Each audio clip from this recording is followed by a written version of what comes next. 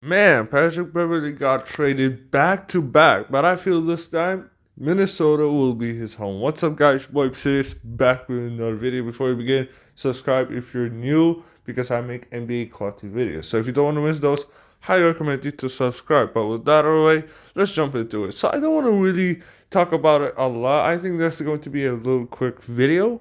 Since at the time I'm releasing it, it's kind of gonna be a little bit of old news, but it's still news that I like to talk about and something that a little bit shocked me because when the Eric Bledsoe trade happened, I thought the reason why they traded for John Rondo and Patrick Beverley is to use them to get guys like Goran Dragic, to get guys like Thaddeus Young, actual really good depth or to fill in salary for like a big trade, like a Bradley Beal trade. I know that's not gonna happen, but that type of way. There were salary fillers. They were basically players that can play that are also trade exceptions. That's what I thought, and that also kind of felt like the same way when they did the deal with Minnesota. Now, if you don't know the trade included Juancho Hernan Gomez and Jared Culver in exchange for Patrick Beverley. So Patrick Beverley first, let's talk about Minnesota. This is why I believe this trade is underrated. It is because Pat Bev is exactly the type of player Minnesota needs.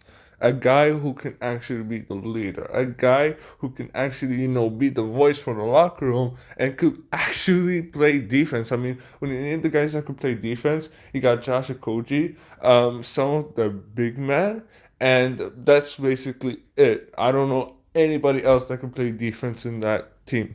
And adding Pat Bev makes it really better for both D'Angelo Russell and Anthony Edwards. What I mean by that is that, okay, you could put D'Angelo Russell with him, in shooting guard. You can see what D'Angelo Russell could do as shooting guard. You could put Anthony Edwards at his original position, which is the shooting guard. Maybe you put him at shooting guard and D'Angelo Russell at, point guard. So, it makes it a little bit easier for them and just gives them another defensive option besides just Josh Okogie, which they were relying heavily on last season. And for the Memphis Grizzlies, I don't really know why they're doing this trade. I mean, if I have to guess, I think again this is just an extension for getting assets in a trade. I mean, they traded, Valanciunas to get Steven Adams and Eric Bledsoe, just trade assets. Then they flipped Eric Bledsoe for John Rondo and Patrick Beverley, trade assets. That's what I said. And they traded Patrick Beverley to get Juancho Hernan Gomez and Jared Culver. For me, I think a trade with Toronto with Goran Dragic is probably going to be inevitable. They got salary fillers like John Rondo, like Hernan Gomez.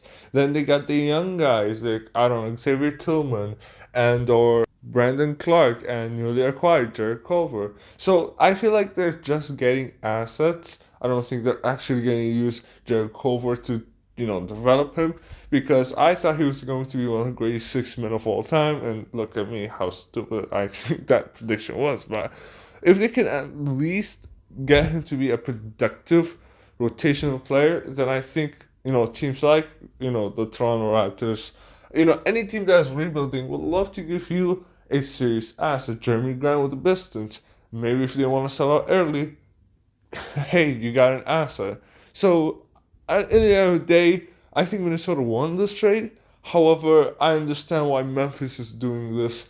And I just want to see what kind of a big name that they want to bring, or an actual role player that they will keep. I just want to see who that guy will be. Could it be Thaddeus Young? Could it be Jeremy Grant? Could it be Goran Dragic? We don't know. But that is it for the video. If any news is going to come out, I'm going to upload it. But if not, I'm just going to upload next day because it's kind of dry, especially in August. Nothing happens in the NBA.